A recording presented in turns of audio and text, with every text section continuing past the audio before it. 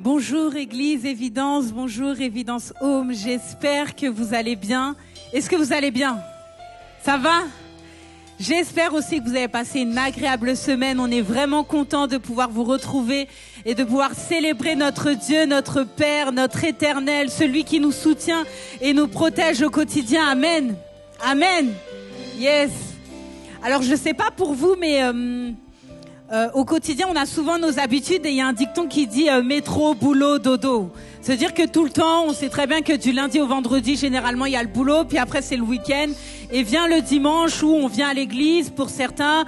En fait, tout devient comme une routine. Est-ce que je parle à quelqu'un? Quelqu'un se retrouve quand même dans ses paroles.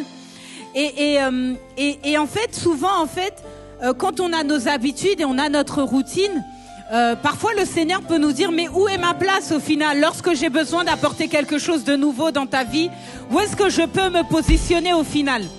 Et il y a un verset dans la Bible, dans Lamentation 3, verset 22, un verset peut-être que certains connaissent, et c'est là où j'aimerais éventuellement alerter votre attention.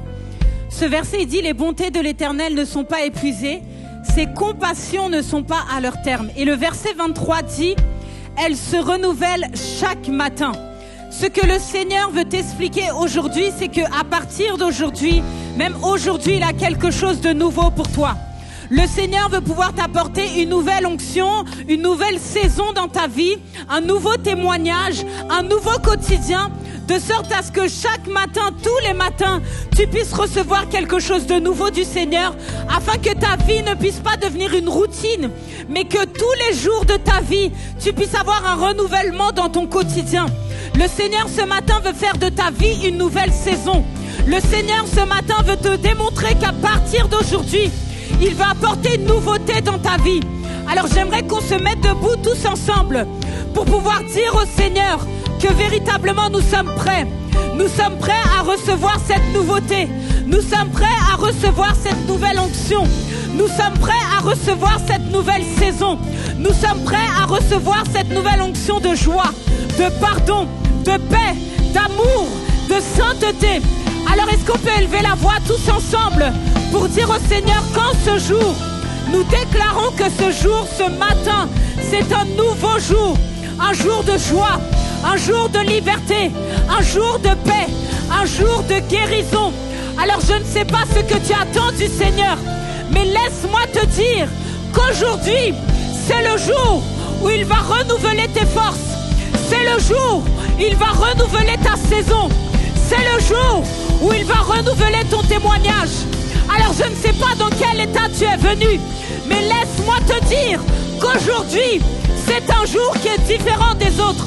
Tu as peut-être pour habitude de venir comme ça, mais aujourd'hui, c'est un jour où le Seigneur va renouveler tes forces. C'est un jour où le Seigneur va renouveler ta joie, ta paix, son amour en toi. Alors est-ce qu'on peut élever la voix tous ensemble et dire, Seigneur, aujourd'hui, nous décidons de nous livrer totalement à toi. Nous refusons de faire de notre quotidien une habitude. Et nous te laissons notre vie. Remplis-nous comme toi tu le désires. Renouvelle en nous ton esprit chaque matin. Renouvelle ta sagesse en nous chaque matin. Renouvelle ton intelligence en nous chaque matin. Est-ce que quelqu'un peut acclamer le Seigneur par la foi pour ce qu'il va opérer en ce matin, pour ce qu'il va opérer aujourd'hui? Alléluia! Alléluia! Alléluia! Alléluia! Et aujourd'hui, on est vraiment heureux de pouvoir accueillir et louer le Seigneur avec des invités d'exception. Il s'agit de Nikita et Priman qui vont nous conduire dans une atmosphère de louange et d'adoration. Alors soyez prêts parce que nous allons monter dans un autre niveau spirituel. Alors qu'ils vont nous faire monter dans une atmosphère spirituelle, là où tu vas refléter et là où tu vas découvrir le Saint-Esprit d'une autre manière. Est-ce qu'on peut acclamer tous ensemble le Seigneur pour Nikita et Priman qui nous amènent dans un temps de louange et d'adoration? Alléluia!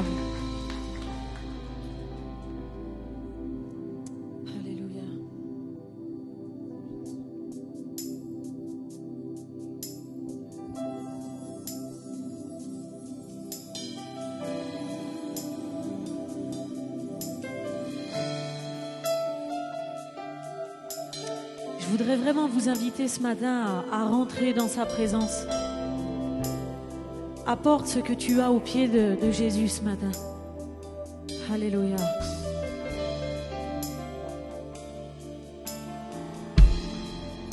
Je viens dans ta présence.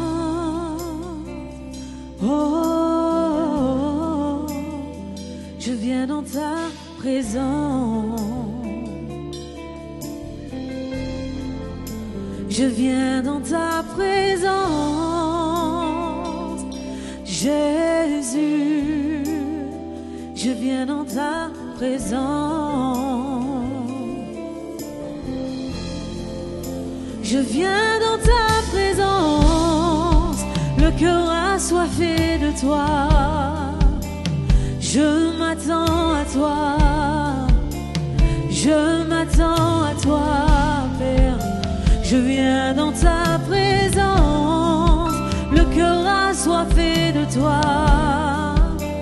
Je m'attends à toi, je m'attends à toi. Je viens dans ta présence, le cœur assoiffé de toi. Je m'attends à toi, je m'attends à toi. Je viens dans ta présence, le cœur assoiffé de toi. Je m'attends à toi, je m'attends à toi. Je viens dans ta présence, le cœur assoiffé de toi. Je m'attends à toi, je m'attends à toi, je m'attends à toi. Je viens dans ta présence, le cœur assoiffé de toi. Je m'attends à toi, je m'attends à toi. J'ai tant besoin de toi, Père, de toi seul. J'ai besoin de toi, j'ai tant besoin de toi, Seigneur. J'ai tant besoin de toi, Père, de toi seul dans ma vie. J'ai besoin de toi, Seigneur. J'ai tant besoin de toi, Père, de toi seul, chaque jour de ma vie. J'ai besoin de toi, j'ai besoin de toi. J'ai tant besoin de toi, Père, de toi seul. J'ai besoin de toi. Oui, Jésus, j'ai tant besoin de toi. J'ai tant besoin de toi, Jésus. Sa présence est là. Nous voulons déclarer ce matin, oh, ta présence et le ciel pour moi. Nous voulons déclarer ensemble que ta présence et le ciel pour moi. Je veux vous entendre ce matin déclarer oh, sa présence, ta présence et le ciel pour moi. Elle est la réponse à la situation dans laquelle tu passes. Oui, sa présence et le ciel pour moi. On le dit ensemble, je viens dans ta présence, je viens dans ta présence, le cœur assoiffé de toi. Ensemble, je m'attends à toi, je m'attends à toi, Père.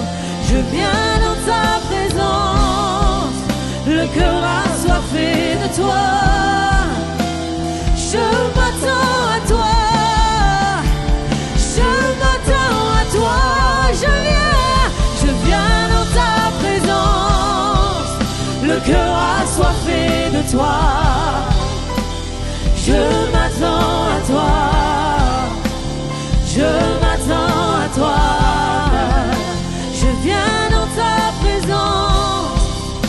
cœur assoiffé de toi.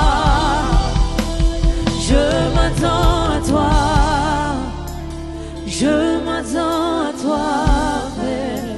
Je viens dans ta présence, le cœur assoiffé de toi. Je m'attends à toi.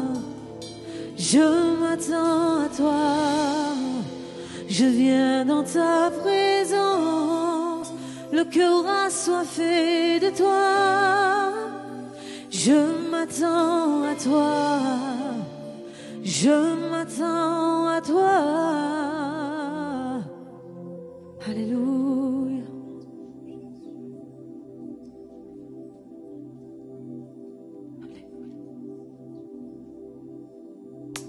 Jésus, nous voulons lever nos mains vers toi ce matin. Alléluia. Est-ce qu'on peut lever les mains pour le roi des rois ce matin? Est-ce qu'on peut lever son nom ensemble? Alléluia. Main levée, cœur ouvert, grand comme le ciel. Nous t'élevons, nous t'élevons. Main levée, cœur ouvert, quand nous prions. Nous élevons ton nom, les mains levées, cœur ouvert, grand comme le ciel. Nous t'élevons, nous t'élevons, nous t'élevons, les mains levées, cœur ouvert, quand nous prions. Nous élevons ton nom, les mains levées, cœur ouvert, grand comme le ciel. Nous t'élevons, les mains levées, cœur ouvert, quand nous prions. Nous élevons ton nom, que tous les autres noms, que tous les autres noms disparaissent.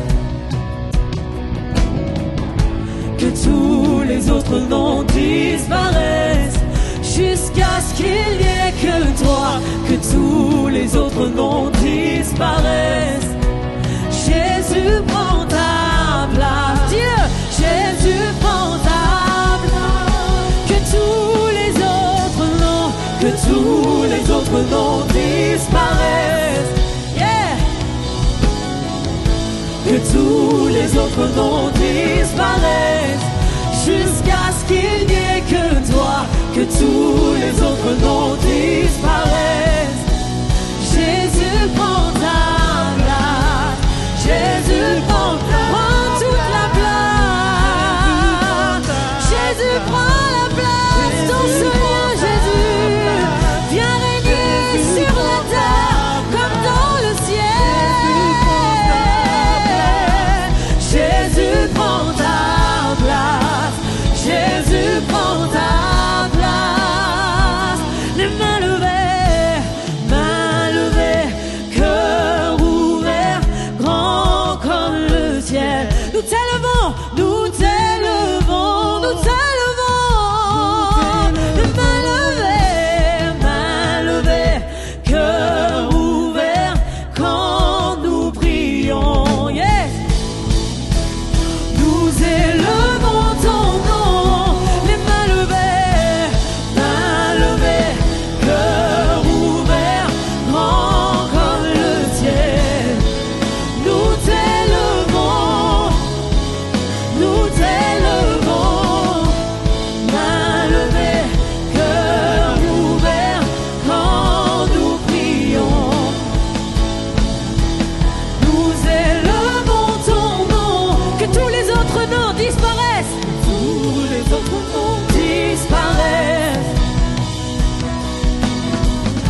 Que tous les autres noms disparaissent, jusqu'à ce qu'il n'y ait que toi. Que tous les autres noms disparaissent. Jésus prend ta place. Jésus prend ta place.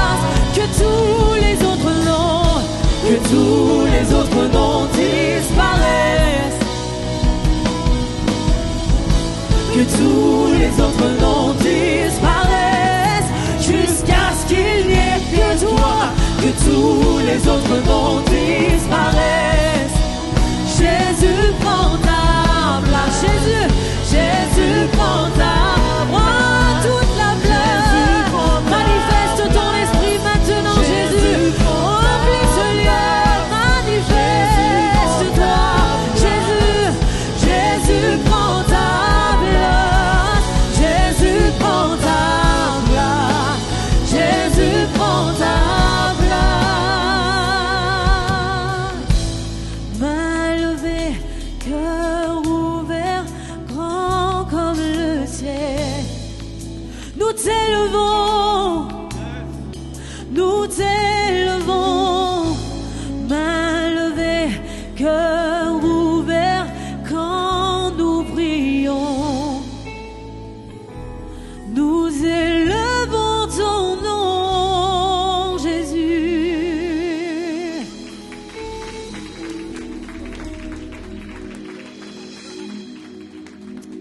Alléluia. Alléluia. Nous croyons ce matin que l'atmosphère change. Amen. Alléluia. Quand il descend, nous voulons croire et nous le croyons, nous saisissons ce matin que lorsqu'il descend, l'atmosphère change. Alléluia.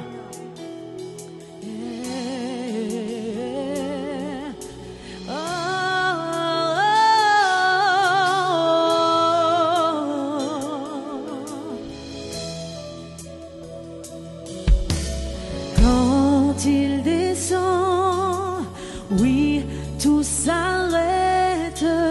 Il y a transfert entre ciel et terre. Quand il descend, l'atmosphère change. Il y a transfert entre le ciel. Quand il descend, oui, tout s'arrête.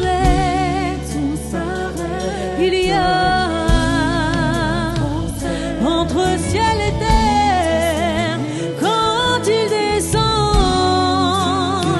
l'atmosphère change. Il y a transfert entre ciel. Le Saint-Esprit est là. Je le crois, il est là ce matin. Manifeste ton esprit ce matin. Il est là pour te changer. Il est là pour guérir. Il est là, nous le proclamons. Les maladies s'enfuient, déclare-le. Les aveugles voient, les paralytiques sautent de joie. Les stériles enfants, les sourds entendent par sa puissance, par sa puissance. Les maladies s'enfuient, les aveugles voient, les paralytiques sautent de joie. Les stériles enfants, les sourds entendent par sa puissance, par sa puissance. Quelqu'un le dit, par sa puissance, par sa puissance. Il transforme par sa puissance. Il guérit les maladies. Il guérit par sa puissance. Il renouvelle vos forces chaque matin. Ce matin, demande au Seigneur qui te renouvelle dans ta marche. Alléluia.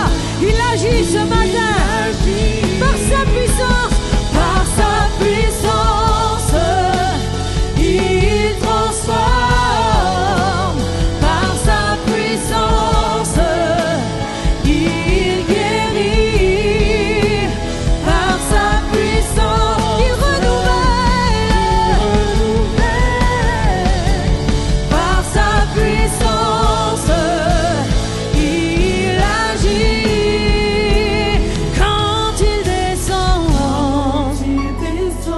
oui, tout s'arrête. Il y a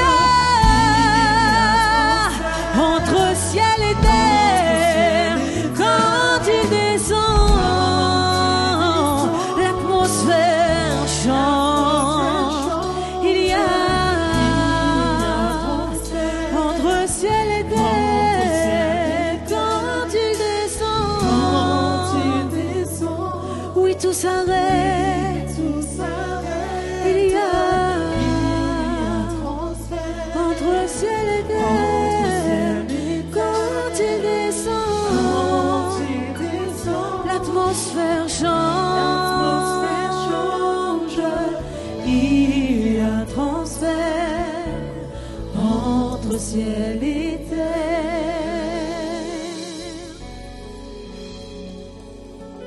Alléluia.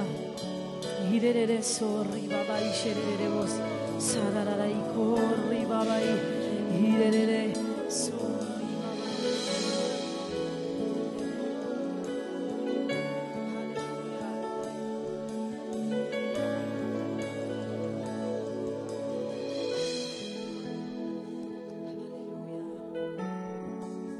Alléluia. Sa parole dit qu'au commencement, il était là. Alléluia. Au commencement était la parole et la parole était avec Dieu, la parole était Dieu. Alléluia.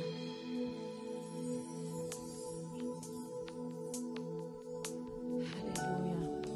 Que ton nom soit glorifié, Jésus. Que ton nom soit élevé ce matin. Alléluia.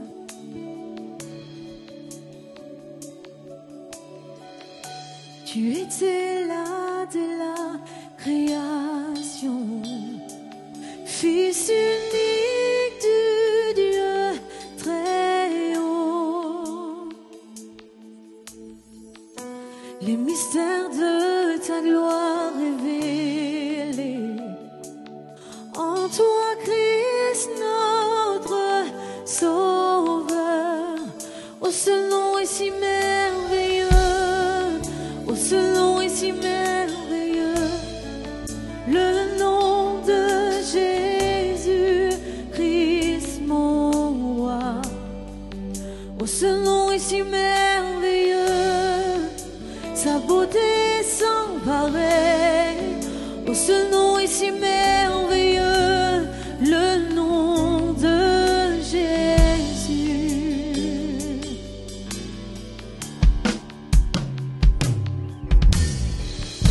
Tu n'as pas voulu les cieux sans nous, alors Jésus, tu es venu. Déclare-le. Ton amour a vaincu mon péché, plus rien ne peut nous séparer. Oh, ce nom est si glorieux, oh, ce nom est si glorieux, le nom de Jésus-Christ, mon roi.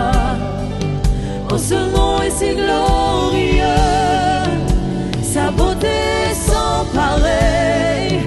Oh, ce nom est si glorieux, le nom de Jésus. Oh, ce nom est si glorieux, le nom de Jésus.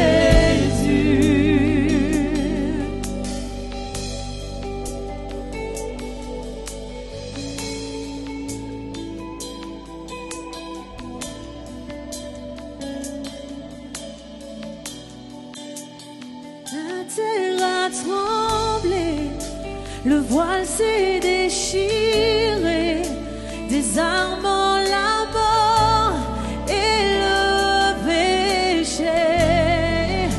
Les cieux chantent ta gloire, l'écho de ta victoire, car tu es le roi ressuscité.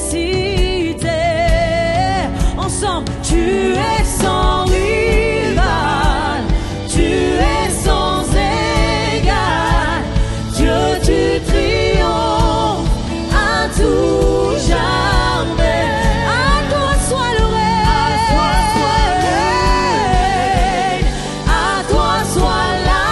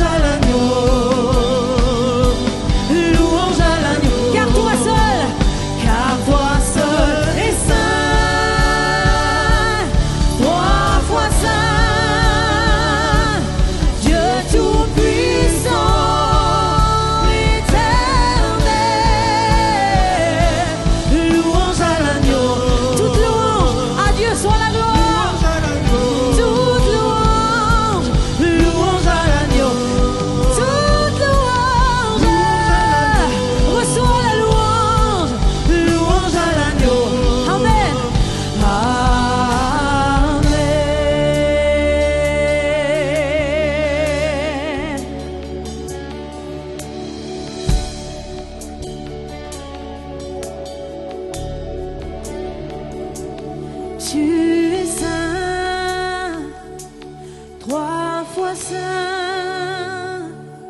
Dieu tout-puissant, éternel. Louange à l'agneau, louange à l'agneau, car toi seul est trois fois saint, Dieu tout-puissant, éternel. Louange à l'agneau, louange à l'agneau, toute louange, louange à l'agneau, louange à l'agneau. Amen.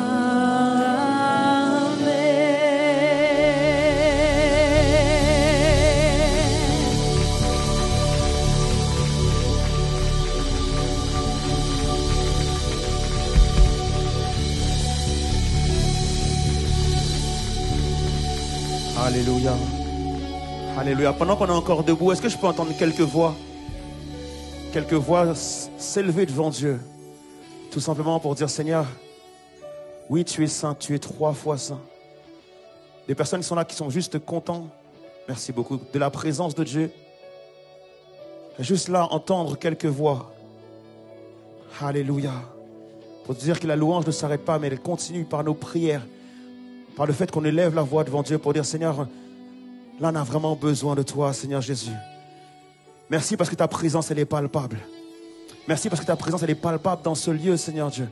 Merci parce que, Seigneur Jésus, là on peut vraiment, littéralement te toucher. Là on peut littéralement, Seigneur Jésus, toucher le pan de ta robe, Seigneur Dieu Papa. On sent que ta présence, elle est là, Seigneur Jésus. Alléluia, on est content de ta présence. Et lorsque ta présence est là, Seigneur Dieu, l'extraordinaire peut prendre place. Merci pour ce temps de louange. Merci pour ces chants. Merci pour tout ce qu'on a pu entonner devant toi, Seigneur Jésus. On sait que ce n'est pas simplement de la variété. On sait qu'on n'a pas simplement, Seigneur Dieu, chanté ces chants, mais que réellement, ta présence, elle a pu prendre place, Seigneur Jésus. Et on veut librement laisser place à ta présence. Est-ce qu'il y a une personne qui veut élever la voix devant Dieu pour le Seigneur? Je veux diminuer et te laisser croître, Seigneur Jésus. On veut voir plus de Jésus, on veut sentir plus de Jésus dans ce lieu. On veut vraiment être dans la présence de Dieu. On ne veut pas se laisser distraire par quoi que ce soit. On veut vraiment être dans ta présence, Seigneur Jésus, roi des rois. Alléluia, Seigneur, sois loué pour ta présence dans ce lieu, Père éternel. Merci parce que même si je suis indigne, mais tu es là quand même. Même si je suis pécheur, mais tu es là quand même. Même si, Seigneur, je n'ai pas toujours fait les choses bien, mais tu es là quand même, Seigneur. Même si je ne le mérite pas, mais tu es là quand même et ton amour se propage dans ce lieu, Père éternel. Merci parce qu'on sent ta présence dans les quatre coins de ce lieu, Seigneur Jésus. Merci, on sent parce que ton cœur a besoin de faire quelque chose dans ce lieu. Merci parce qu'on sent que ton cœur veut bénir ce matin. Merci parce qu'on sent que ton cœur veut toucher. On sent que ton cœur veut remplir, Seigneur Jésus, ce lieu de ta présence, Père éternel. Et nous tous qui sommes là, Seigneur Jésus, on est contents d'être là dans ta présence ce matin, Père éternel. Et on veut te laisser libre dans ce que tu as prévu, Seigneur Jésus. Nos cœurs sont disposés à recevoir de ta part. Nos cœurs sont disposés à te rencontrer, Seigneur Jésus, roi des rois. Et on veut particulièrement te toucher ce matin, Seigneur Dieu. Et on veut croire que tu agis, que tu agis encore aujourd'hui. Et que tu agiras pour nous encore ce matin, Seigneur Jésus, roi des rois. On veut croire que l'atmosphère peut changer. On veut croire que les choses peuvent changer juste parce que tu es là, Seigneur Dieu. On veut croire que tout peut changer juste parce que tu es là, Seigneur Jésus, roi des rois. Alors on te laisse toute la place. On te laisse toute la place, Seigneur Jésus. On ne veut plus entendre, Seigneur Dieu, ces voix dans nos pensées. On ne veut plus entendre ces voix dans nos têtes. On ne veut plus entendre quoi que ce soit qui peut freiner ou limiter ce que tu vas faire, Seigneur Jésus, roi des rois. On veut déclarer, Seigneur Dieu, prends toute la place, Seigneur Jésus, dans ce lieu, Père éternel. Prends toute la place, Seigneur Dieu. Mon cœur est ouvert au tien. Nos cœurs sont ouverts ce matin. Seigneur, on veut que par nos prières, les cieux puissent s'ouvrir maintenant, Père éternel. On veut que par notre adoration, que les cieux puissent s'ouvrir, Père éternel des armées. S'il te plaît, Seigneur Dieu, Papa, permets à ce que les cieux s'ouvrent et permets à ce que chaque personne puisse recevoir de ta part quelque chose, afin qu'il n'y ait personne qui puisse repartir de ce lieu comme il est venu, Père éternel des armées. Alléluia. Et Seigneur, on veut élever maintenant ton nom, Père éternel. On veut élever le nom de Jésus-Christ afin que seul le nom de Jésus-Christ puisse prendre place dans ce lieu. Alléluia. Personne d'autre que toi. Personne d'autre que toi. Même moi, je veux diminuer et te laisser toute la place, Seigneur Jésus. Alléluia. Que seul Jésus règne. Que seul Jésus règne. Jésus qui transforme. Jésus qui libère. Jésus qui sauve. Jésus qui guérit. Alléluia. Jésus prend toute la place. Prend toute la place. Alléluia. On veut le déclarer ensemble. Porte élevée volonto.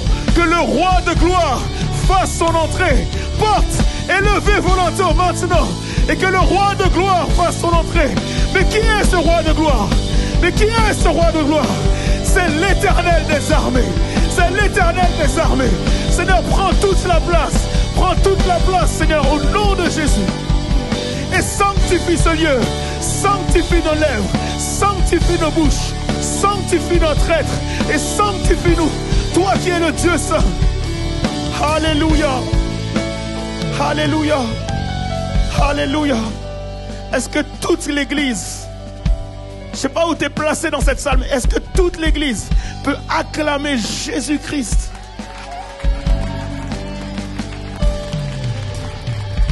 Je ne sais pas si tu es venu avec un fardeau, je ne sais pas si tu es venu avec le cœur rempli de tristesse, je ne sais pas si tu es revenu, je ne sais pas comment tu es venu dans ce lieu. Mais est-ce qu'on peut déclarer quelque chose par nos applaudissements maintenant? Est-ce qu'on peut littéralement déclarer des choses au travers de nos applaudissements? Alléluia. Je veux que ton applaudissement soit l'expression de ton cœur.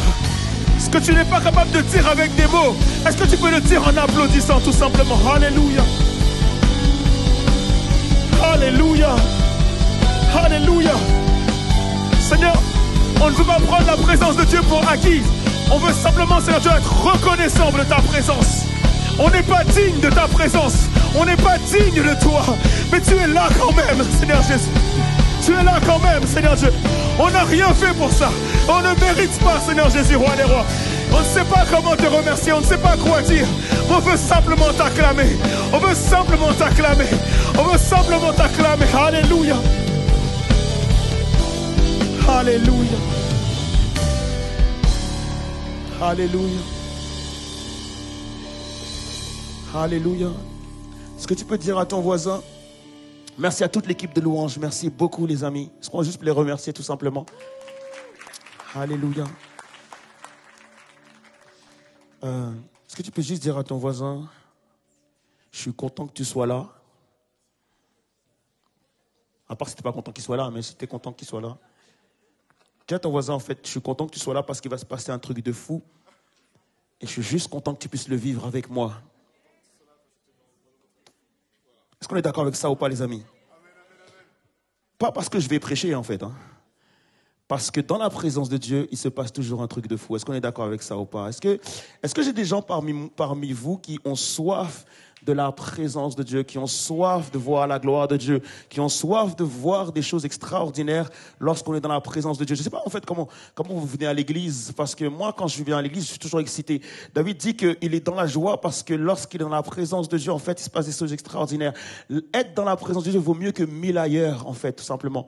Et donc je pense que chaque chrétien et chaque enfant de Dieu, lorsqu'il vient dans la présence de Dieu, il doit avoir une excitation particulière. Est-ce qu'on est d'accord avec ça ou pas? Et donc du coup, je suis excité de ce que Dieu va faire et de ce qu'il fait déjà au travers de la louange. Merci beaucoup Nikita, merci d'avoir répondu à cet appel, de nous avoir bénis ce matin. Et donc du coup, on va pouvoir prendre le temps maintenant de la prédication. 1 Samuel, chapitre 16, le verset 1. Est-ce qu'on peut lire ensemble juste ce petit verset? 1 Samuel, chapitre 16, verset 1. Il dit que l'Éternel dit à Samuel, « Quand cesseras-tu de pleurer sur Saül? Je l'ai rejeté, afin qu'il ne règne plus sur Israël. Maintenant, remplis ta corne d'huile et va.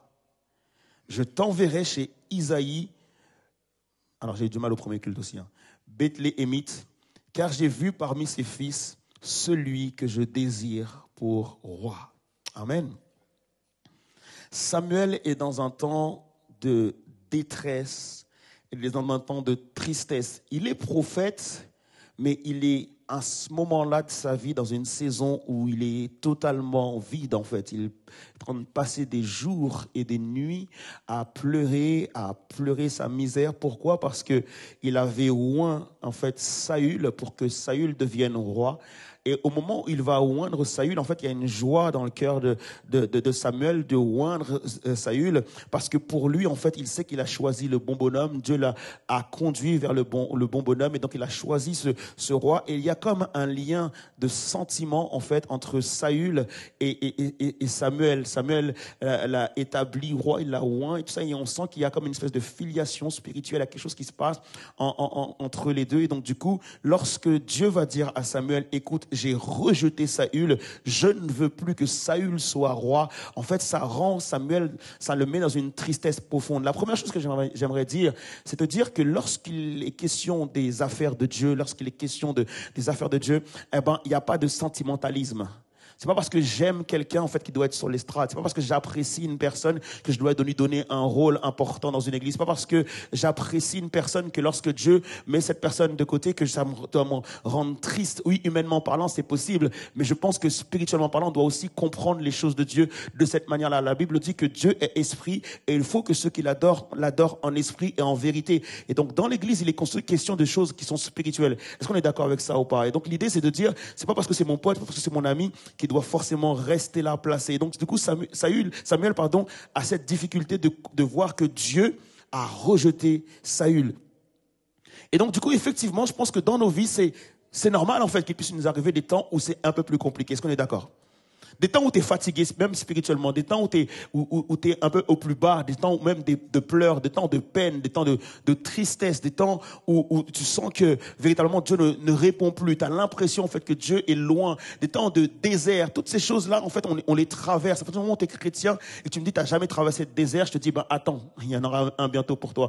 Pourquoi? Parce que le désert, en fait, c'est quelque chose de normal en fait de la vie chrétienne, de passer par des temps effectivement de détresse. Mais ce qui est important de comprendre en tant que chrétien, c'est que jamais, en fait, dans le plan de Dieu, les temps de détresse sont là pour toujours. Jamais dans le plan de Dieu, Dieu va dire va faire en sorte que le temps de détresse soit là pour toujours. Il y a toujours un moyen de sortir du temps de détresse. Il y a toujours un moyen de sortir. Pourquoi? Parce que Dieu a prévu des choses, en fait. Le temps de détresse, c'est quelque chose par lequel tu dois passer pour accéder à la nouvelle dimension de ta vie, pour accéder à la nouvelle saison de ta vie. Mais cependant, ce n'est pas là pour toujours. Et donc, Dieu dit à Samuel, prends ta corne d'huile et rends-toi dans la maison d'Isaïe parce que j'ai déjà préparé quelqu'un qui va remplacer Saül. Et c'est ça qui est extraordinaire en fait, c'est qu'il est en train de dire à Samuel, arrête de pleurer parce que j'ai déjà préparé ta nouvelle saison. Arrête de pleurer parce que j'ai déjà des nouveaux plans pour toi. J'ai déjà une nouvelle saison que j'ai préparée d'avance pour toi. Est-ce qu'il y a quelqu'un qui se réjouit ce matin que peu importe les circonstances actuelles de ta vie, mais que le Seigneur est déjà en train de préparer ta nouvelle saison dans laquelle tu vas entrer bientôt, mais le Seigneur a déjà tout préparé. Il a déjà tout mis en place pour ta nouvelle saison. En train de dire à Samuel, par contre, c'est important que tu puisses rentrer dans cette nouvelle saison en ayant de l'huile.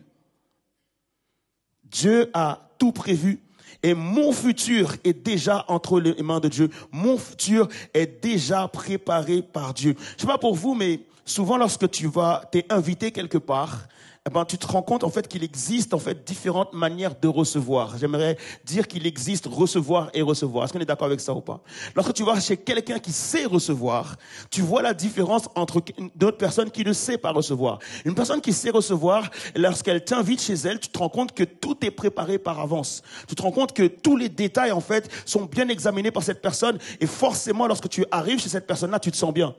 Par contre, quand c'est quelqu'un qui ne sait pas recevoir, tu arrives chez cette personne, tu n'es pas à l'aise. Parce que tu te rends bien compte que c'est comme si la personne n'avait pas préparé, elle n'était pas prête à véritablement à te recevoir. Et je veux croire que lorsque Dieu dit que j'ai préparé ta saison, dans une saison où je vais te recevoir dans cette saison, je veux croire que dans les moindres détails, le Seigneur a véritablement tout préparé. Je veux croire que ma nouvelle saison, elle est comme sur mesure par rapport à moi. Je veux croire que la bénédiction que je vais avoir, que l'onction que je vais avoir, que le service que je vais avoir, que toute la faveur de Dieu que je vais avoir, elles sont comme taillées sur mesure pour moi. Est-ce qu'on est d'accord avec ça ou pas? Que le Seigneur, il a préparé une toute nouvelle saison pour toi et elle t'appartiendra à toi et à toi seul. Qu'il y a déjà comme des nouvelles portes portes qui s'ouvrent, qu'il y a déjà des barrières qui tombent, qu'il y a déjà des personnes que je vais rencontrer, que Dieu a préparé leur cœur d'avance pour me bénir, qu'il y a même des personnes qui sont peut-être ennemies à aujourd'hui, qui sont mes ennemis, mais qui vont être les personnes qui vont me bénir, parce que tout simplement, Dieu a préparé d'avance ma nouvelle saison. Est-ce qu'il y a une personne qui est prête à rentrer dans sa nouvelle saison ce matin? C'est ça que je veux savoir. Parce que lorsque je sais que Dieu a préparé ma nouvelle saison, je suis comme excité de rentrer dans ma nouvelle saison. C'est vrai que c'est cool de pouvoir partir en vacances, et je bénis Dieu parce que mes vacances arrivent bientôt. Mais cependant, je crois que j'attends avec impatience le mois de septembre, parce que avec la saison qu'on a vécue ici à Évidence, je veux croire que la nouvelle saison, elle sera juste extraordinaire, parce que Dieu l'a préparée d'avance. Est-ce qu'il y a une personne qui est prête à rentrer dans les choses préparées d'avance par Dieu? Pas des choses que moi j'aurais préparées, pas des choses que moi j'aurais souhaitées, pas des choses que moi j'aurais décidées, mais des choses que Dieu a décidé d'avance, qu'il a préparé d'avance. Il a déjà fait concourir les choses. Il a déjà préparé la faveur, préparé la bénédiction, préparé la grâce, préparé l'onction. Il a tout préparé d'avance afin que ta nouvelle saison, elle soit juste extraordinaire. Alors si ta saison passée, elle a été dure, si présentement tu es dans des difficultés, au lieu de te morfondre et de te plaindre comme Samuel est en train de le faire, mais au contraire, commence à te réjouir et à te dire, Seigneur, je sais que tu as préparé par avance une saison qui va être extraordinaire. Alors je veux bien souffrir quelques souffrances aujourd'hui, parce que c'est ces souffrances-là qui vont me permettre de rentrer dans ma nouvelle saison. Et je te bénis déjà par avance. Ma louange change, ma prière change, toutes mes activités vont changer du fait que, en fait, j'ai switché et j'ai compris que Dieu, il a préparé une saison d'avance pour moi et je suis prêt à y rentrer. Tu te rends bien compte, en fait, que tout change lorsque tu es prêt à rentrer dans la saison que Dieu a préparée d'avance. Et c'est ce que Dieu est en train de dire à Samuel. Remplis ta corne d'huile, parce que j'ai préparé une saison d'avance pour toi et tu auras besoin d'huile. En fait, les amis, juste comprendre, en fait, que le thème de mon message cet après-midi, c'est de dire que il est dangereux de servir sans huile.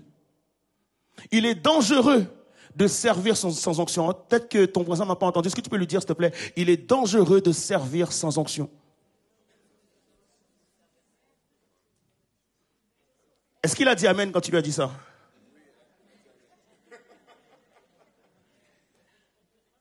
En fait, il est dangereux de servir sans onction. Et donc, du coup, Dieu dit, prends ta corne et remplis-la d'huile. La corne, en fait, représente souvent la puissance. À tel point que dans l'Ancien Testament, tu te rends compte qu'il y a beaucoup de choses où il y a une corne qui est présente, parce que la corne représente la puissance. Cependant, Dieu va dire à Samuel, remplis cette corne-là d'huile. Parce que je ne veux pas que simplement il y ait la puissance qui soit représentée, mais je veux qu'il y ait vraiment de la puissance à l'intérieur.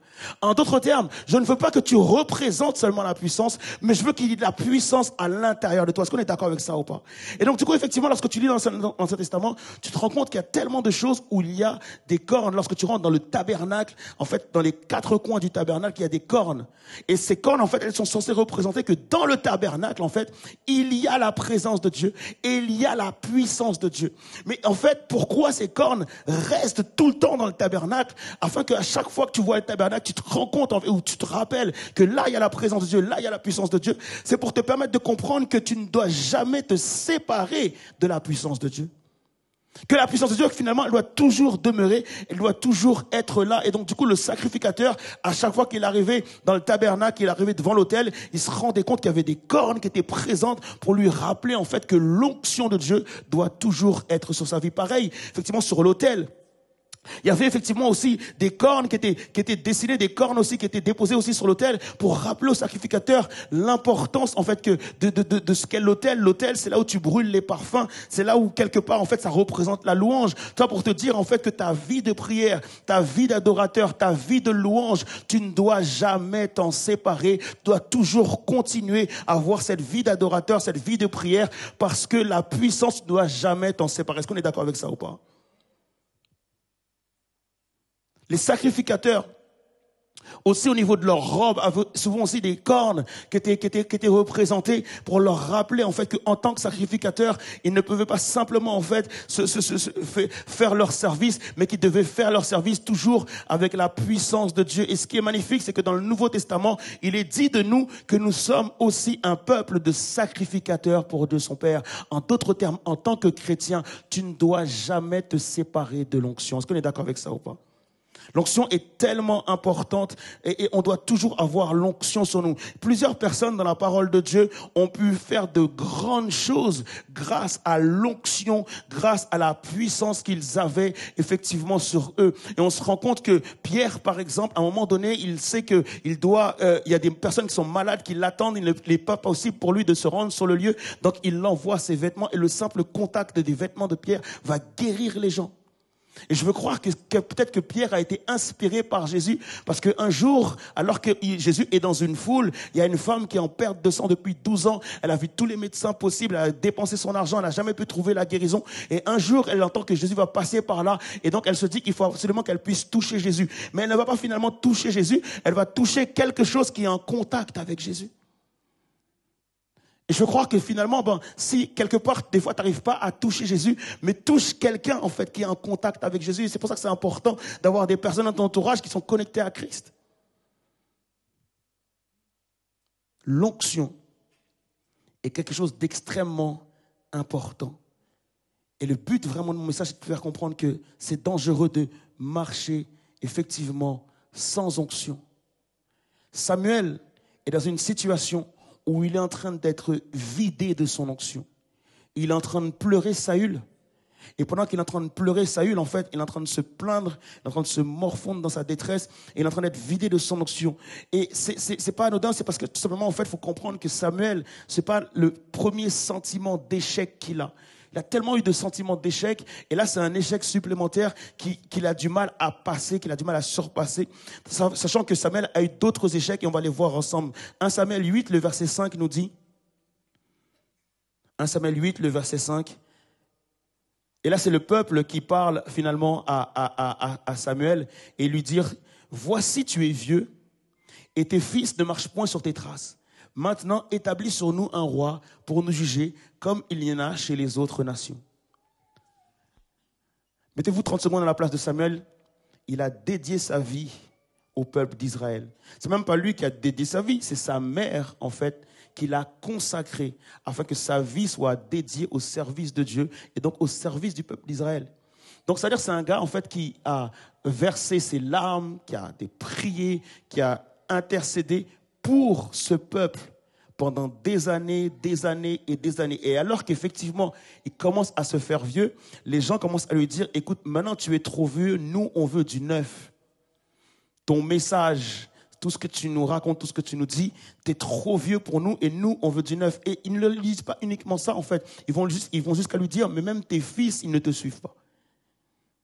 Et donc, du coup, je vous laisse imaginer, en fait, la détresse de cet homme qui est une personne qui est au service de Dieu, une personne qui est consacrée à Dieu. On est en train de lui faire comprendre qu'on ne veut plus faire ça simplement de lui parce qu'en fait, c'était un temps où Israël était dirigé par ses prophètes et là, maintenant, le peuple réclame d'avoir un roi. Et donc, effectivement, ils veulent du neuf. Les amis, c'est pas forcément quelque chose de mauvais de vouloir du neuf. Tu peux vouloir du neuf parce que c'est important d'avoir de la créativité, c'est important de grandir, c'est important d'aller plus loin et c'est important d'amener du neuf et c'est tout à fait normal. Mais il faut comprendre aussi que dans le neuf que tu amènes, c'est toujours la forme qui doit changer. Jamais le fond en fait. Si tu dois changer la forme, tu dois apporter de la nouveauté dans la forme. Mais au niveau du fond, tu dois comprendre que l'onction doit demeurer. C'est pas parce que je suis en train de mettre du neuf que je dois m'écarter de l'onction. C'est pas parce que je dois mettre du neuf que je dois m'écarter de la prière. C'est parce que je mets du neuf que je m'écarte de la lecture de la parole de Dieu. C'est pas parce que je mets du neuf que je m'écarte en fait de la présence de Dieu. Et souvent, des fois, on confond les choses et on cherche à avoir du neuf et on oublie en fait qu'il faut toujours garder l'onction. Et même si l'onction, ça peut paraître vintage parfois, ça peut paraître comme dans l'ancien temps, mais c'est super important de comprendre que neuf ou pas neuf, l'onction doit demeurer. L'onction doit toujours être là. Et donc, effectivement, ils veulent du neuf. Et ce qui se passe, c'est que Samuel va accéder à leur demande. Il va intercéder, il va demander à Dieu. Il va dire que le peuple a besoin d'un roi. Et Dieu va lui indiquer, effectivement, une personne qui potentiellement peut devenir roi. Et cette personne-là, c'est Saül. Il va oindre Saül. Et donc, du coup, il va avoir ce lien-là avec Saül. Et ce qui se passe, c'est que Saül, en fait, va fauter, Saül va pécher contre Dieu, Saül va faire des choses, en fait, que Dieu n'apprécie pas. Et Dieu va le rejeter. Et le fait que Dieu rejette Saül, ça va perturber quelque part Samuel. Il y a tellement de choses qui peuvent en réalité nous vider de notre onction. Et des fois, on ne fait pas attention, en fait. On ne sait pas, en fait, quelles sont forcément les choses, mais les conflits qu'on peut avoir, les guerres dans nos pensées, tellement de choses, en fait, qui peuvent aussi nous fatiguer, le fait de travailler, le fait de faire beaucoup de choses. Il y a tellement de situations qui peuvent effectivement nous vider petit à petit de notre onction. Et parfois, on pense qu'on est fatigué physiquement. On pense qu'on est fatigué moralement, mais en réalité, c'est parce qu'on commence à être vide au niveau de notre onction. Parce que je vous garantis une chose, c'est que même lorsque tu es fatigué physiquement, lorsque l'onction est là, tu ne sens pas forcément la fatigue physique. Lorsque l'onction est là, tu ne sens pas forcément une fatigue morale. Lorsque l'onction est là, même tu arrives à être guéri d'une fatigue physique. Lorsque l'onction est là, tu arrives même à être guéri d'une fatigue morale. Lorsque l'onction est là, en fait, ça change et ça révolutionne tout, en fait. Il faut absolument qu'on puisse comprendre que l'importance, c'est de garder l'onction. Vous savez, il y a un grand piège au niveau de la vie chrétienne, c'est le fait de compartimenter les choses. Comme s'il y avait des lieux où tu as besoin de l'onction et d'autres lieux où tu n'en as pas besoin. Dans le sens où tu te dis, vas-y, j'ai un ministère à l'église, donc lorsque je vais exercer mon ministère, je vais prier parce que j'ai besoin de l'onction. Lorsque je suis chantre à l'église, du coup, je vais prier parce que là, j'ai besoin de l'onction pour diriger le culte. Mais par contre, si une fois que j'ai fini de chanter et je passe à une autre activité, là, j'ai plus besoin de l'onction.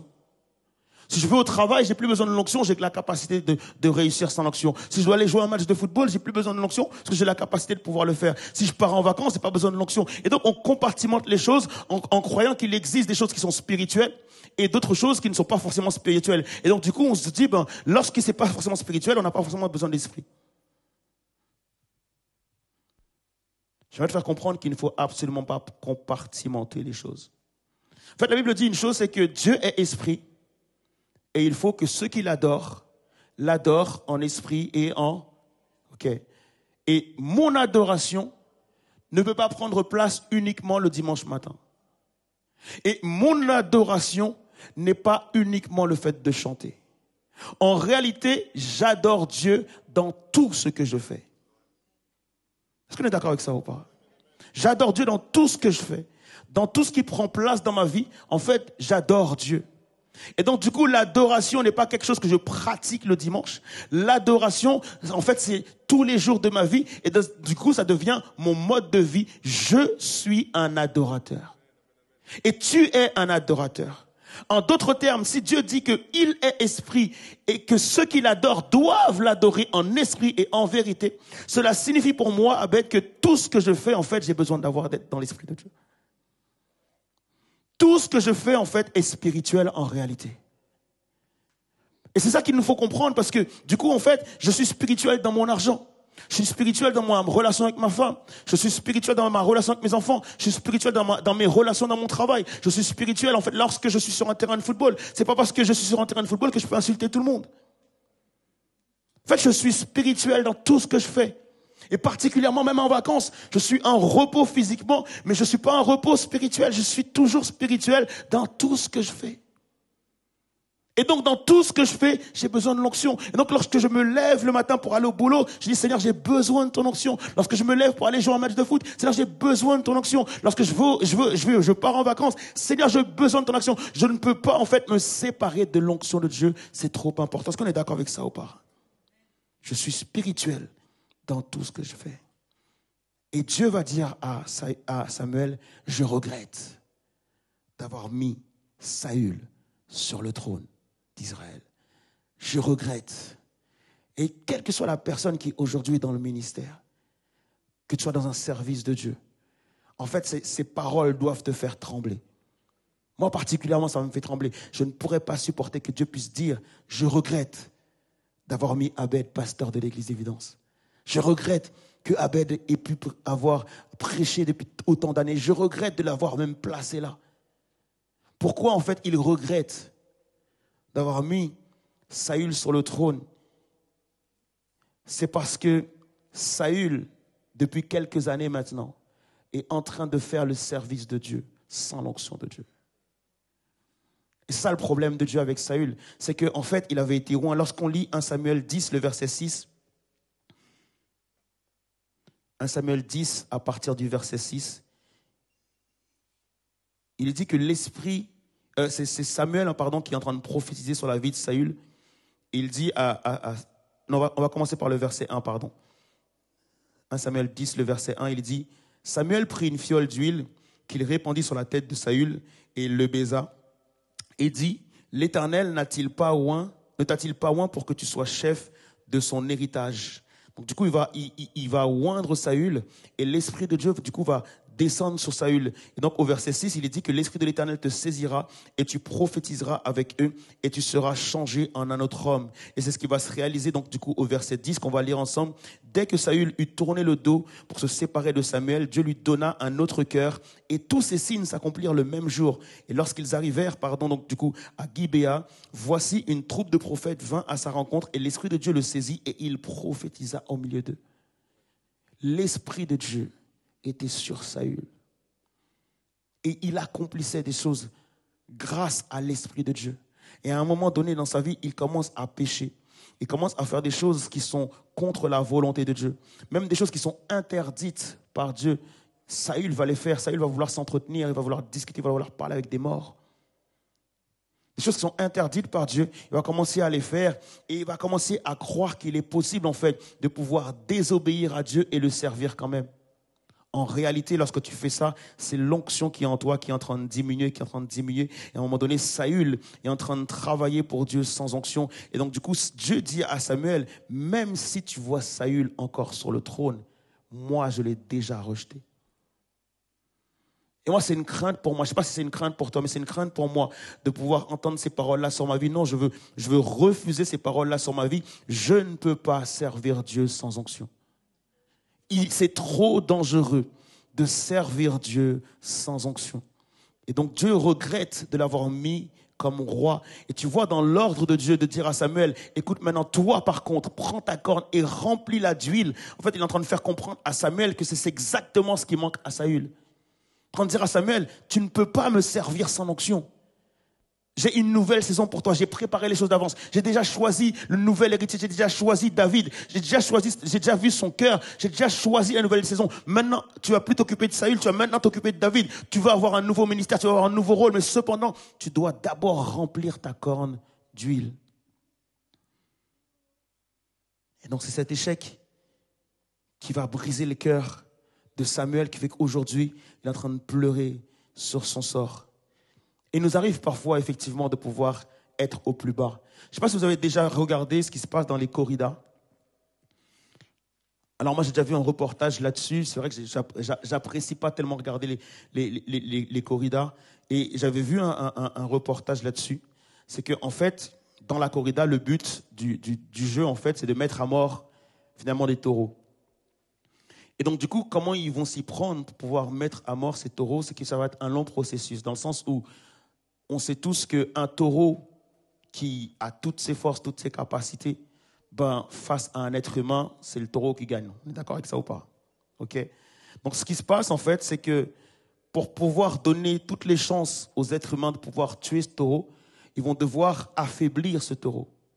Et le taureau, en fait, ses cornes représentent sa puissance. Tu sais, si un taureau n'avait pas de cornes, tu n'aurais pas forcément peur du taureau, on est d'accord? Mais ce qui fait que tu as peur du taureau, c'est que tu as peur qu'il te charge, c'est parce que tu vois les cornes. Donc les cornes du taureau représentent sa puissance. C'est par ces cornes, en fait, qu'il a sa puissance. Et en plus, tu vois toute sa musculature, tu vois toute sa taille. Et donc, il est impressionnant, le taureau. Cependant, en fait, ce qu'ils vont faire, c'est qu'ils vont prendre ce taureau. Et la première des choses qu'ils vont faire, c'est qu'ils vont lui couper au niveau des cornes. Ils vont couper ses cornes. Et lorsque tu coupes les cornes d'un taureau, c'est que non seulement les cornes d'un taureau lui donnent sa puissance, mais ça lui donne aussi son équilibre. Et quand tu coupes une partie de la corne du taureau, ça fait qu'il dévie au niveau de son équilibre et ça l'affaiblit déjà. Mais ça ne leur suffit pas, en fait. Pour que le taureau soit vraiment faible, ce qu'ils vont faire, en fait, c'est qu'ils vont prendre de la vaseline et ils vont lui mettre sur les yeux. Donc, il est non seulement désorienté au niveau de son équilibre, mais en même temps, il voit flou.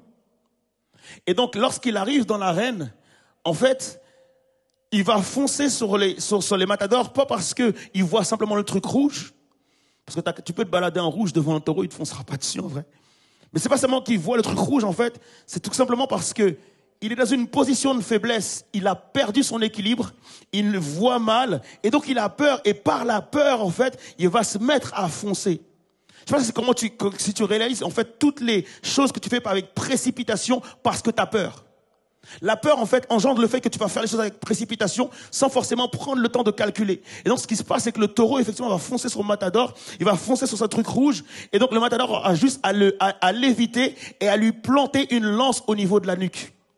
Et il va répéter cette opération plusieurs fois. À chaque fois que le taureau va lui foncer dessus, il va le laisser passer et lui planter une lance. Et donc, à chaque fois qu'il plante une lance dans la nuque du taureau, en fait, le taureau commence à se vider de son sang, commence à se vider de ses forces, il commence à se vider de son énergie, et il commence à être fatigué. Mais malgré la fatigue, il continue de courir. Malgré qu'il se vide de son sang, il continue de courir. Malgré qu'il ait du mal à porter et à supporter son poids, à supporter sa tête, malgré qu'il ait du mal à lever la tête, il continue de courir. Et ce qui est fou, c'est qu'en fait, il est complètement vide, il est totalement fatigué, mais cependant, tu le vois extérieurement, c'est toujours un taureau. Extérieurement, il a toujours ses cornes. Extérieurement, tu entends dans ta tête, tu le regardes, tu te dis, mais il a toutes ses capacités, alors que non, à l'intérieur, il est totalement vide. Et en fait, c'est exactement ce jeu-là que le diable pratique avec nous. Il se prend pour un matador et toi, en fait, t'es dans l'arène en train de courir et à chaque fois, il te plante des flèches et il t'affaiblit et toi, tu ne te rends pas forcément compte que tu es en train de t'affaiblir. Des flèches de tristesse, des flèches de critique, des flèches de blessure. Toutes ces flèches, en fait, tu es en train de les planter au niveau de ta nuque et tu te rends pas compte, en fait. Et tu commences à baisser la garde, tu commences à ne plus pouvoir lever la tête et tu commences à avoir les mains lourdes pour prier, tu commences à avoir les mains lourdes pour pouvoir louer Dieu, tu commences à être fatigué même d'aller à l'église, tu commences à être fatigué à être dans la présence de Dieu et en réalité en fait à petit feu il est en train de te diminuer au niveau de quoi? Au niveau de ton onction. Tu n'as plus forcément le temps pour chercher à avoir de l'huile et donc tu diminues au niveau de ton onction. Est-ce qu'on est tous d'accord que dans ta voiture, il faut de l'essence? Il faut que tu aies de l'essence pour pouvoir rouler. Et donc, du coup, tu as dans ton véhicule quelque chose qui contrôle en fait ton niveau d'essence. Et tu as une case réserve. Et la plupart des mécanos vont te dire, ne roule pas en réserve. Sauf que parfois, en fait, on a du mal parce que l'essence est tellement chère qu'on roule quand même en réserve. Mais la réserve, c'est pas pour te dire, écoute, tu peux continuer à rouler. La réserve, c'est pour te dire, écoute, maintenant, il faut que tu passes à la pompe. Et donc, il faudrait que spirituellement parlant, on puisse aussi avoir une jauge pour savoir à quel moment on est en réserve. Pour savoir à quel moment, spirituellement parlant, il nous manque quelque chose et qu'il faut courir à la pompe. Et arrêter de marcher sans onction. Arrêter de marcher sans huile. Arrêter de continuer à servir sans essence. À un moment donné, il faut effectivement faire une pause pour te dire maintenant, et la pause, les amis, il y en a tellement malheureusement qui font ça, c'est que tu fais une pause. La pause, c'est pas de ne plus venir à l'église. Une pause dans ton service, c'est de dire, écoute, pasteur, je suis un peu fatigué en ce moment, écoute, est-ce que je peux m'asseoir un petit peu dans les rangs et seulement recevoir pour un temps? Ça, c'est une pause. Mais c'est pas une pause de dire, maintenant, je vais plus à l'église. Non, c'est au contraire ici que tu reçois, par la communion avec les saints, c'est là que tu reçois la force et l'énergie. Parce que comme je l'ai dit, même si tu peux avoir du mal parfois à te connecter à Christ, mais reste de connecter à des gens qui sont connectés à Christ. La mise à mort de ce taureau est un long processus. Et le dernier des matadors, parce qu'ils sont 3, le dernier des matadors, il arrive là, il est bien habillé, il est propre sur lui. Il n'a pas combattu le taureau, lui il vient juste pour le mettre à mort.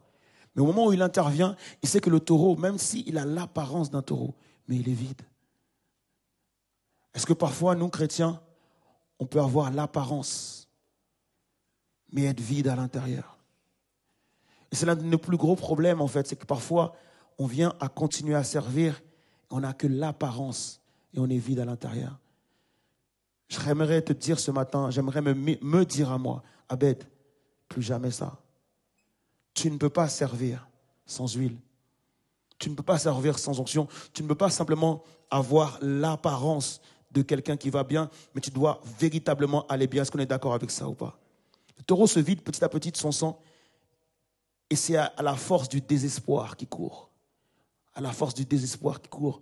Mais il sent qu'à l'intérieur, il est vide et il sent que la mort, elle arrive petit à petit. Et donc, le diable, lui, il n'a qu'une seule envie, c'est de te planter la dernière lance sur la nuque.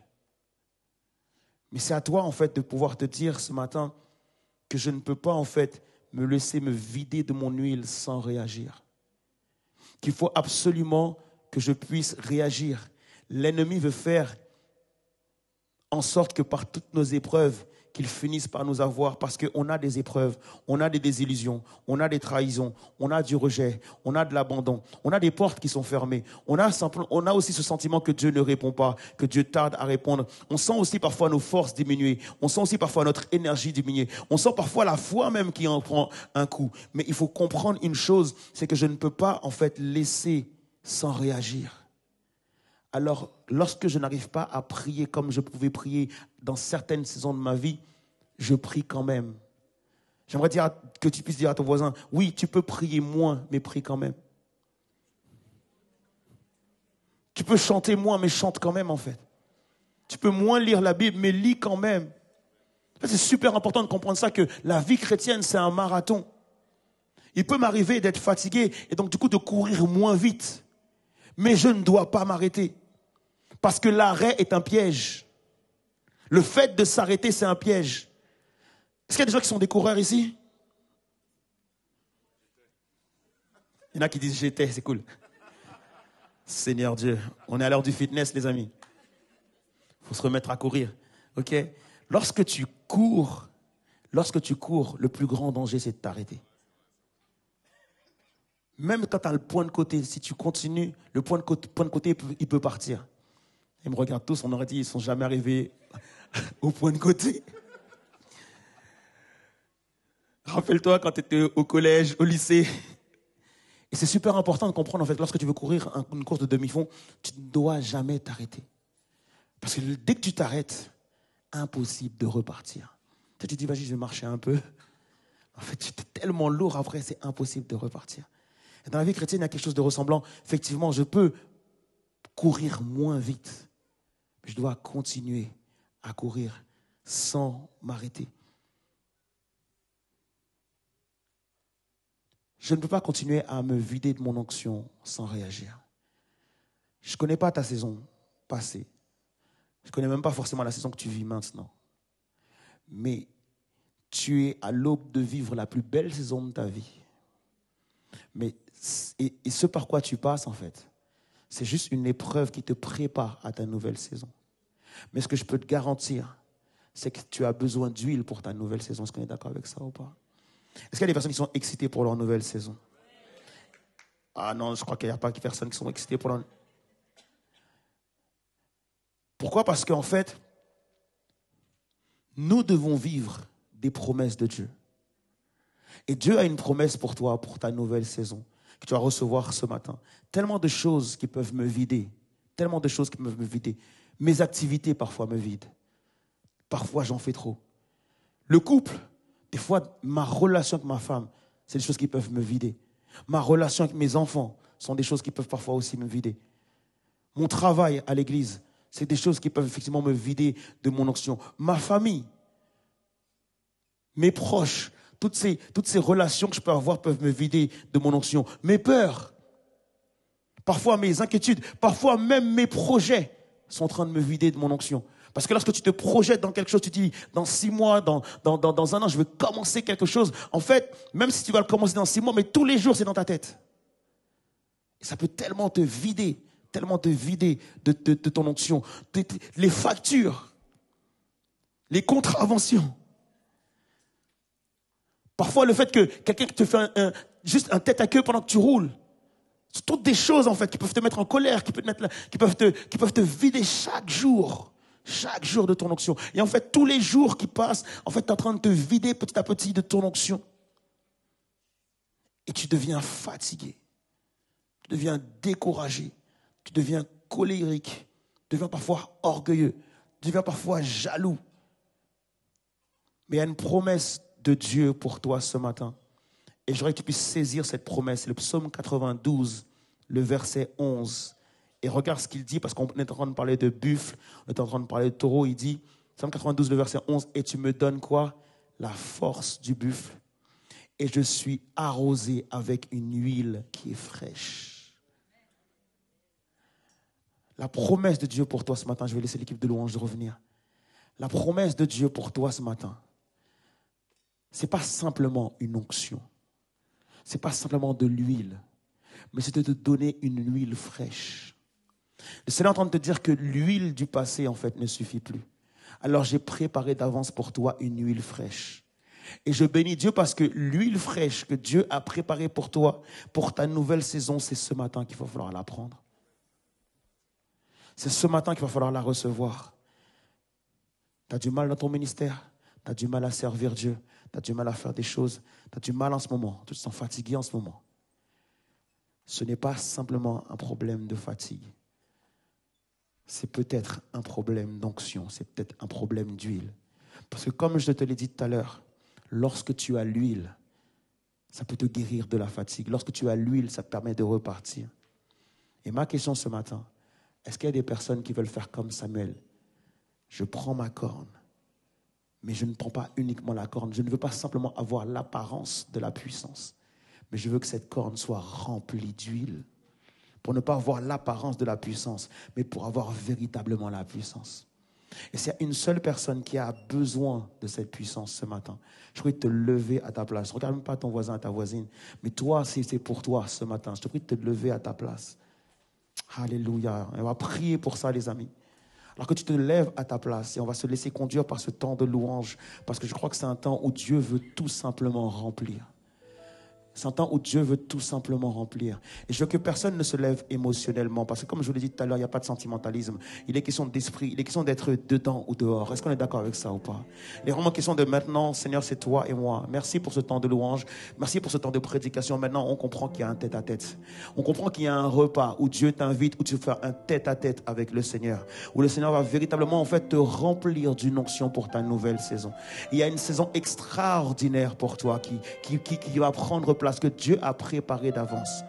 Et je veux que tu puisses saisir l'onction de ce matin. Je veux que tu puisses saisir l'huile de ce matin, afin que ta saison soit véritablement extraordinaire. Alors, est-ce qu'il y a des personnes qui se disent, Seigneur, maintenant, toutes les vases qui sont vides, maintenant, je vais te les donner. Toutes les zones qui sont vides en moi, maintenant, je vais te les donner. Toutes les zones qui sont vides dans mon esprit, je vais te les donner. Toutes les zones qui sont vides dans mon cœur, je vais te les donner. Toutes les zones qui sont vides dans mon âme, je vais te les donner. Toutes les zones qui sont vides dans mon corps, je vais te les donner. Je vais t'apporter, en fait, Seigneur Dieu, tous les vases qui sont vides en moi. Et maintenant, je prie que tu puisses les remplir. Est-ce qu'il y a une personne qui va commencer à élever la voix devant Dieu, qui va dire, Seigneur, maintenant que tu dois remplir, Seigneur Jésus, le vase que je suis. Maintenant tu dois remplir le vase que je suis. Je refuse, Seigneur Dieu, d'aborder ma nouvelle saison en étant vide. Je refuse d'aborder, Seigneur Dieu, même cette saison, ou de continuer cette saison en étant encore vide. Je veux, Seigneur Dieu, que tu puisses me remplir. J'ai besoin que tu puisses me remplir. Seigneur, s'il te plaît, viens me remplir. Alors je prie pour toi et je prie avec toi, mais je t'invite vraiment à prier Dieu, parce que je crois que le Seigneur, il a un cœur ce matin véritablement pour pouvoir remplir le vase que tu es. Il a besoin, il veut remplir ce vase.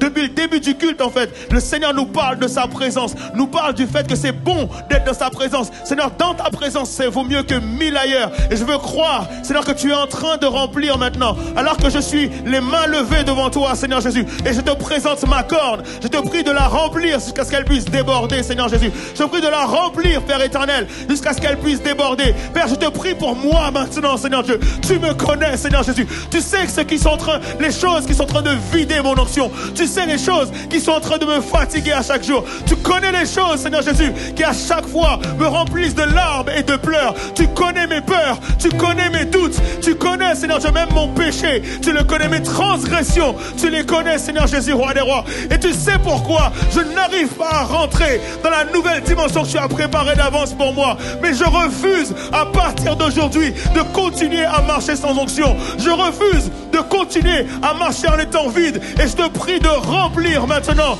dans le nom de Jésus-Christ.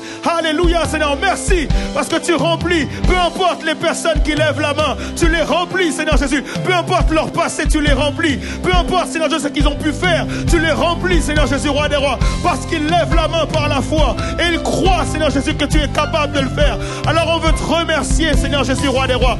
Et maintenant, alors que la louange n'a pas encore commencé, les amis, mais je voudrais entendre les personnes qui par la foi sont en train de louer le Seigneur. Tu peux le louer en élevant la voix, tu peux le louer en tapant des mains, tu peux le louer à ta place, tu peux le louer en marchant dans la salle. Mais s'il te plaît, je t'invite maintenant à commencer à louer le Seigneur pour ce qu'il est en train de faire. Merci, Seigneur, pour cette nouvelle saison. Merci pour cette onction fraîche. Merci pour ce que tu amènes dans ma vie, Seigneur Jésus, roi des rois. Et maintenant, Seigneur, je vais te chanter, Seigneur Jésus, roi des rois. Et je vais te louer, Père éternel, parce que je sais que tu es en train de remplir tout simplement. Est-ce qu'on peut acclamer Jésus, s'il vous plaît? Est-ce qu'on peut dire, Seigneur, je te remercie. Alléluia pour ce qui prend place. Alors que tu acclames, les cieux souffrent. Alors que tu acclames, la bénédiction tombe. Alors que tu acclames, la grâce de Dieu descend. Alors que tu acclames, il y a toute la faveur de Dieu. Seigneur, sature maintenant ce lieu. Sature maintenant ce lieu, Père éternel des armées. Une atmosphère nouvelle, une atmosphère de louange, Père éternel, dans le nom de Jésus-Christ. Alléluia. Que ta gloire descend et envahisse ce lieu. Que ta voix résonne pour la liberté. Que les yeux s'ouvrent et que vienne ta pluie. Oh Jésus, nous voulons ton règne. Que ta gloire descende, que ta gloire descende et envahisse ce lieu. Que ta voix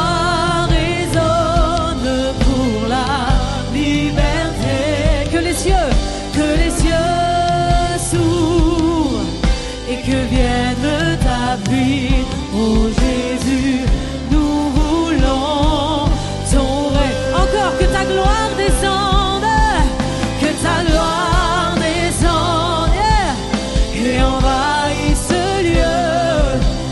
Que ta voix résonne pour ma liberté.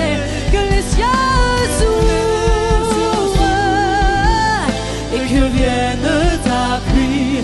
Oh Jésus, nous voulons ton règne. Envahis-nous de ta gloire, de ta gloire, de ta. Remplis-nous de ton esprit, ton esprit, ton esprit. Nous désirons ta présence, ta présence, ta présence. Oui, j'entends plénitude, plénitude. Que ta gloire descende et envahisse ce lieu. Que ta voix résonne pour la liberté. Que les cieux s'ouvrent sur nous ce matin. Oh Jésus, nous voulons ton règne. Que ta gloire descende et envahisse ce lieu. Que ta voix résonne pour ma liberté. Que les cieux s'ouvrent et que vienne ta pluie. Oh Jésus, nous voulons ton règne. Oh Jésus, nous voulons ton règne. Oh Jésus, nous voulons ton règne. Est-ce qu'on peut acclamer le Seigneur? Est-ce qu'on peut acclamer le roi des rois bien plus que ça? Est-ce qu'on peut le louer bien plus que ça pour ce qu'il a opéré aujourd'hui? Est-ce qu'on peut l'élever encore bien plus haut pour ce qu'il est? Parce qu'il est le Dieu éternel. Il est le Dieu qui donne la nouvelle saison. Il est le Dieu qui donne la nouvelle onction.